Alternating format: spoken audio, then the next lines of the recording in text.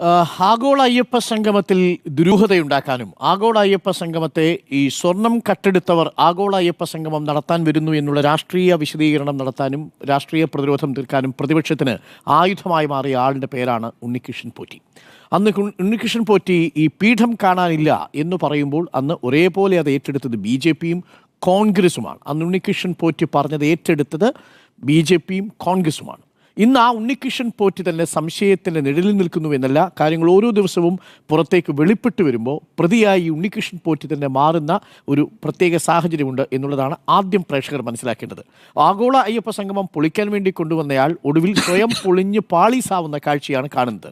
ഇതിൽ രണ്ട് സാധ്യതകളാണുള്ളത്. അതിനു മുമ്പ് ഞാൻ ഈ 1981 ഏറ്റുമാനൂരിൽ ഏറ്റുമാനൂർ ക്ഷേത്രത്തിൽ ഒരു കവർച്ച നടന്നതിന് ചരിത്രം രേഖപ്പെടുത്തുന്നുണ്ട്. അന്ന് ഭരിച്ചിരുന്നത് നയനാ സർക്കാരാണ്.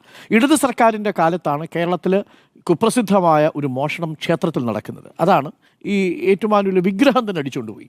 സ്വർണ്ണ വിഗ്രഹമായിരുന്നു. ആ വിഗ്രഹം 7.5 പൊന്നാനെ അടിച്ചുകൊണ്ട് പോകാൻ വന്നതാണ്. പക്ഷേ സ്വർണ്ണ വിഗ്രഹമാണ് അടിച്ചുകൊണ്ട് പോയത്. വലിയ രാഷ്ട്രീയ കോലാഹലം ഉണ്ടായി. രാഷ്ട്രീയ പാർട്ടികൾ ഇളകി, ഭക്തന്മാരിളകി. ഇടതുപക്ഷത്തിലാണെങ്കിൽ നിൽക്കക്കള്ളിയില്ലാതെ വരുന്ന സാഹചര്യം ഉണ്ടായി. ഇതെവിടെയെന്ന് കണ്ടെത്താൻ കഴിയുന്നില്ല. ഒടുവിൽ ഒരു 8 വയസ്സ് മാത്രമുള്ള രമണി എന്ന് പറയുന്ന ഒരു പെൺകുട്ടിയുടെ സാന്നിധ്യത്തിൽ പോലീസ് ഇത് പാറശാലയിൽ നിന്ന് കണ്ടെത്തുകയാണ്.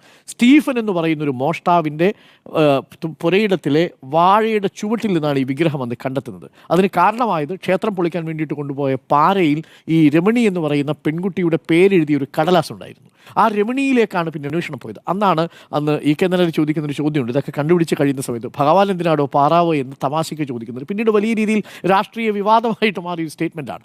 പക്ഷേ അന്നും ആരോപിച്ചിരുന്നത് എന്താണ്? ഇടതുപക്ഷം അടിച്ചുകൊണ്ടുപോയി എന്നുള്ളതാണ്. ഒടുവിൽ അടിച്ചുകൊണ്ടുപോയത് ഒരു കള്ളനാണെന്നും ആ കള്ളൻ്റെ പേര് സ്റ്റീഫൻ എന്നാണെന്നും സ്റ്റീഫനെ പാറശാലയിൽ വെച്ച് പൊക്കിയതും അതേ സർക്കാരാണ്. അങ്ങനെയാണ് അന്ന് ആ വിഗ്രഹം അവിടെ കണ്ടെത്തുന്നത്. ഇവിടെ അതാണ് ഞാൻ തുടക്കത്തിൽ സൂചിപ്പിച്ചത്. ആഗോള സംഗമം പൊളിക്കാൻ വേണ്ടി കൊണ്ടുവന്ന അല്ലെങ്കിൽ അതിൻ്റെ പേരിൽ അവതരിച്ച ഒരാൾ പിന്നീട് ഈ വിശ്വാസക്കടത്തും സ്വർണ്ണക്കടത്തുമായി ഇപ്പോൾ പ്രതിക്കൂട്ടിൽ നിൽക്കുന്നു എന്നാണ് മനസ്സിലാക്കുന്നത്.